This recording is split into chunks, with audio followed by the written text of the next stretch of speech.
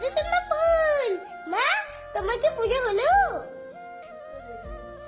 Ready করছো? Hello friends, আমার বাবা দেখো কত সুন্দর কতগুলা ফুল তুলে দিয়েছে। আমার পালজিদের কতগুলা ফুল তুলে দিয়েছে, আমাদেরকেও দিয়েছে, ওরাও নিয়েছে। ফ্রেন্ডস দেখো আমার মা কত সুন্দর করে ঠাকুরকে সাজিয়েছে। দেখো আমার মা, দেখো এখন হচ্ছে